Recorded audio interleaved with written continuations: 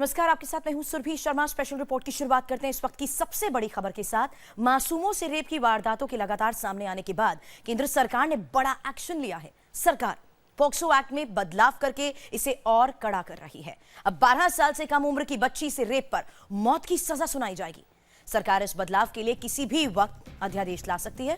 आज प्रधानमंत्री नरेंद्र मोदी के आवास पर कैबिनेट की बैठक हुई, जिसमें ये कड़े फैसले लिए गए हैं। केंद्र सरकार ने महिलाओं के साथ रेप को लेकर भी अधिकतम सजा को उम्र कैद तक कर दिया है और सरकार ने यह भी फैसला किया है कि रेप के मामलों में जांच से लेकर अदालत की कार्रवाई तक 4 महीने के अंदर निपट जाएंगे, जिससे कि सख्त संदेश जाए।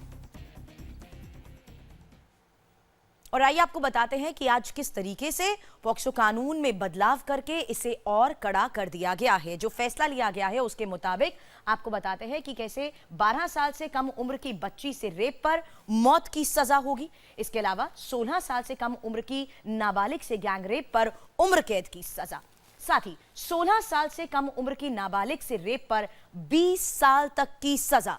इसके अलावा 16 साल की नाबालिग से रेप पर उम्र कैद की सजा, महिला से रेप पर सजा 7 साल से बढ़ाकर 10 साल कर दी जाएगी। महिला से रेप पर अधिकतम सजा उम्र कैद भी हो सकती है। इसके अलावा रेप के सभी मामलों की जांच 2 महीने में पूरी करनी होगी और साथ ही रेप केस का ट्रायल भी 2 महीने में पूरा करना ही होगा। इस फैसले के खिलाफ आपको बता दें, फैसले के खिलाफ अपील को 6 महीने में निपटाना होगा। साथ ही 16 साल से कम उम्र की नाबालिग से रेप पर अग्रिम जमानत नहीं मिलेगी। तो बड़े फैसले लिए गए हैं क्योंकि देश में शहर शहर मासूमों से दरिंदगी हो रही है। छोटी छोटी उम्र की बच्चियों के साथ बर्बरता की सारी हदें पार की जा रही हैं।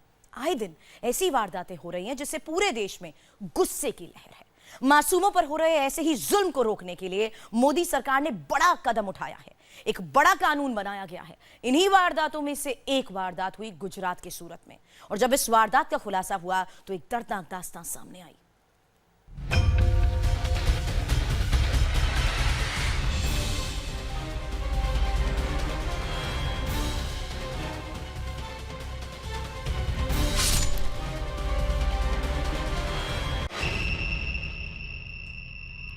सूरत में 9 साल की मासूम से ऐसी दरिंदगी हुई थी कि गुजरात समेत पूरा हिंदुस्तान हिल गया था।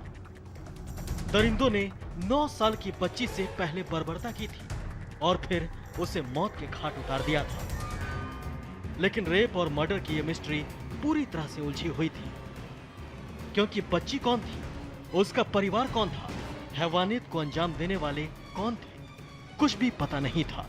लेकिन अब 15 दिन बाद मासूम से हैवानियत की मिस्ट्री का चौंकाने वाला खुलासा हुआ है।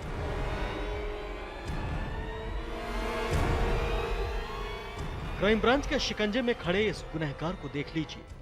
ये वही आरोपी है जिसने 9 साल की बच्ची से हैवानियत की सारी हदें पार कर दी। लेकिन अब मासूम का यह गुनहगार सलाखों के पीछे पहुंच चुका है। गुनहगार का नाम है हर्ष सुराई। इसके हैवानियत की जब आप पूरी कहानी सुनेंगे तो सन्न रह जाएंगे। क्राइम ब्रांच के मुताबिक आरोपी 9 साल की मासूम और उसकी विधवा मां को राजस्थान के गंगानगर से 35,000 रुपए में खरीद कर लाया था। हर्ष मां और बेटी से अपने भाई की मार्बल फैक्ट्री में काम करवाता था।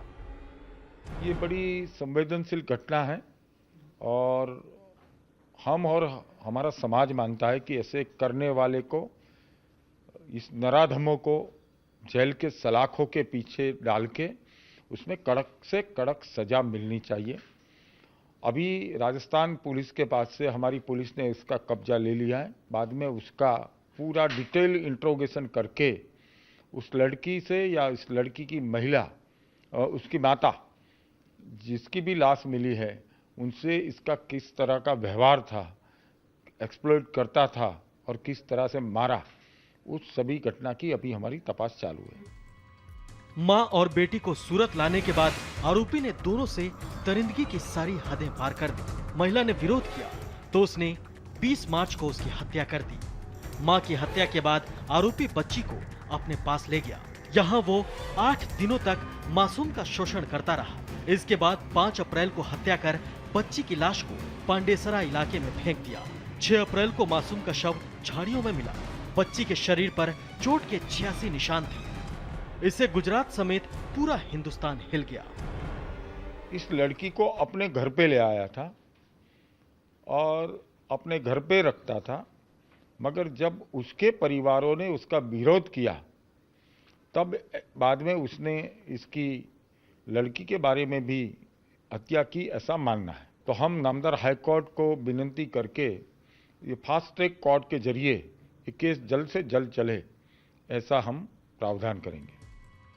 6 अप्रैल को मासूम से हिला देने वाली हैवानियत हिंदुस्तान के सामने आई तो पूरा देश गुस्से से भर गया, लेकिन क्राइम ब्रांच के हाथ खाली थे, क्योंकि ना तो बच्ची की शिनाख्त हुई थी और ना उसके परिवार के बारे में कुछ पता चल पा रहा था और ना ही आरोपी के बारे में।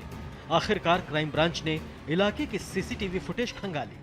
सीसीटीवी की तस्वीर में पुलिस को ये काले रंग की कार नजर आई जो वारदात वाली जगह से रात करीब 3 बजे गुजरी थी। इसके बाद पुलिस ने कार मालिक के बारे में पता किया और फिर मासूम का गुनहगार शिकंजे में पहुंच गया।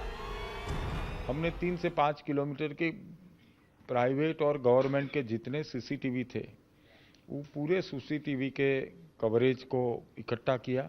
वहां से इन दिनों में जितनी गाड़ियां निकली उस सभी गाड़ियां का आना और जाना सभी हम लोगों ने मैच किया और बाद में पता चला कि एक ब्रेवो ब्लैक कलर की गाड़ी वो रोड पर मूवमेंट तो है मगर एंट्री और एग्जिट में दिखती नहीं है।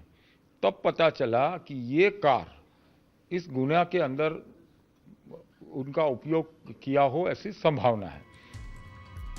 अब सूरत रेप और मर्डर केस का खुलासा हो चुका है। मासूम का गुनहगार सलाखों के पीछे पहुंच चुका है।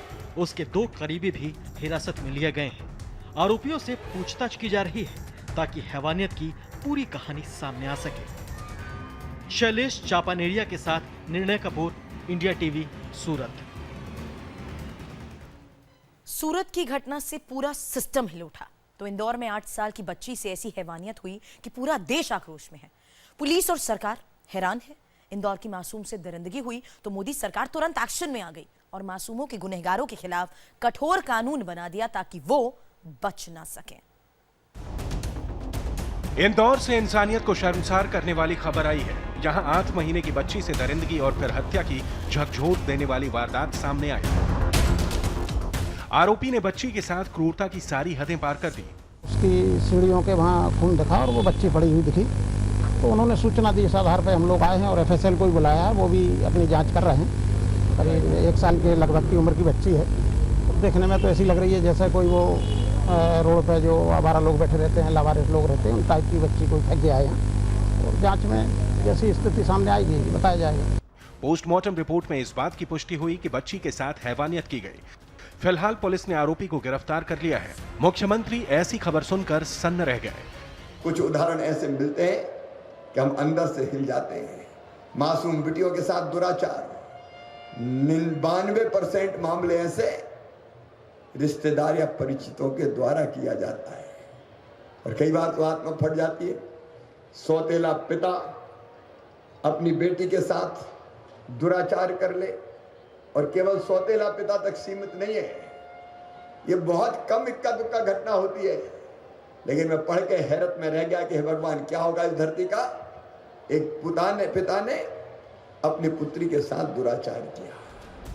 बच्चियों से हैवानियत पर चिंता जताते हुए सीएम शिवराज सिंह ने ऐलान किया कि उनकी सरकार ऐसे गुनहगारों को छोड़ेगी नहीं, उन्हें फांसी दिलवाकर ही दम लेगी। तो ये ऐसे लोग हैं जो बातों से नहीं मानते हैं। अरे ऐसे नराधम, ऐसे पापी, ऐसे राक्षस, एक दिन के लिए जेल की सजा बहुत होती नहीं है, छूट के आए तो फिर वैसी हरकत की। ये लोग माफी के काबिल नहीं है और मध्य प्रदेश में किसी भी कीमत पे मैं ये होने नहीं दूंगा। जो गड़बड़ करेंगे वो किसी भी कीमत पे नहीं बचेंगे। ऐसे लोगों के खिलाफ सख्त कार्रवाई होनी चाहिए और माता बहन और बेटियों को भी आगे आना चाहिए। डरने की जरूरत नहीं है। केंद्र सरकार ने भी बच्चियों के साथ बर्बरता करने वालों को मौत की सजा का ऐलान कर दिया है। 12 साल से कम उम्र के मासूम के साथ दरिंदगी करने वालों की अब खैर नहीं।